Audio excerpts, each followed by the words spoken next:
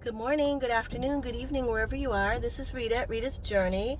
And I'm sorry, on the left-hand side of the screen, or at least it's my left, you can see a little black thing blocking the screen. That's the phone holder. So anyway, I'm just driving from one job to another. I'm driving from Newport Beach to Costa Mesa, and it's about a 10-15 minute drive. And I just thought I'd share something fun that happened in Nicaragua before I forget about it.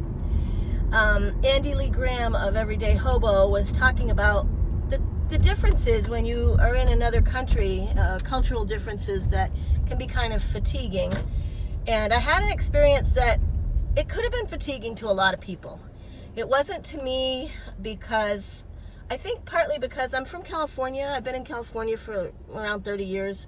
And I've been around a lot of different kinds of people, and I've had different kinds of friends and acquaintances, so I understand a lot of cultural differences, even if I don't always, I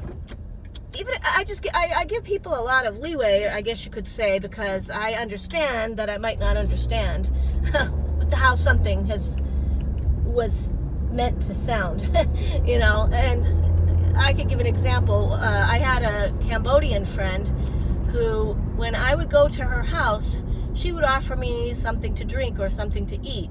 And sometimes I would say, no, thank you.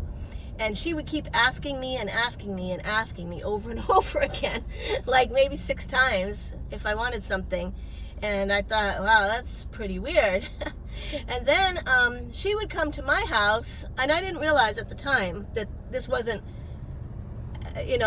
her thing. This was a Cambodian thing. This is their manners, And when she would come to my house, I would ask her if she wanted something to eat or drink, and if she said no thank you, I would just say okay, and that would be it.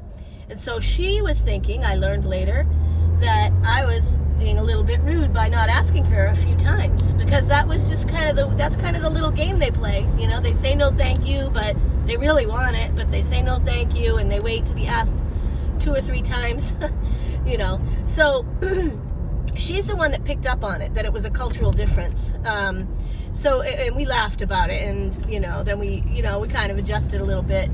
But when I was in Nicaragua, Kyle and I went to kind of a mall, and as we were leaving, we were going to catch a taxi, and along the side of the road there were some people selling food and other goods, and this little girl says to me in Spanish, buy some food, have something to eat, gorda, which means fat lady. And, I laughed, and I said, you're right, I'm fat. She probably didn't even know what I was saying, but I kind of said that. And, she would have got a lot further with me if she called me beautiful, but she didn't know that. And her dad was right there, her family was right there, and nobody batted an eye. And I know that, I assume that's probably just a pet name in a sense. They probably tease each other. It's sort of like a tease, they're teasing each other, calling them fat, calling each other gorda and gordita, which I think means like it's even more affectionate when you put ita after a Spanish word like that. So I just laughed. I just had to laugh because I am heavy, and also just the cultural difference is just.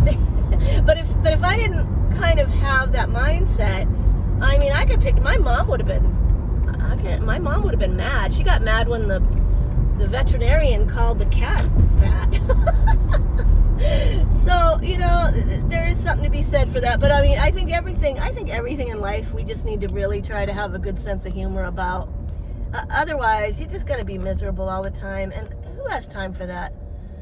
So that's Mariner's Mile. That's just a long stretch, but a lot of things around here are based on boats and ships. There's a lot of boats and yachts around here. I haven't been on one in a while. But anyway, I really appreciate you listening, and if you've had any experiences like this in a foreign country, or even in your own country, where maybe somebody from a different country said something that you might have been insulted by or confused by, please share. I'd love to hear your experiences. Okay, that's it. Have a good day. Bye.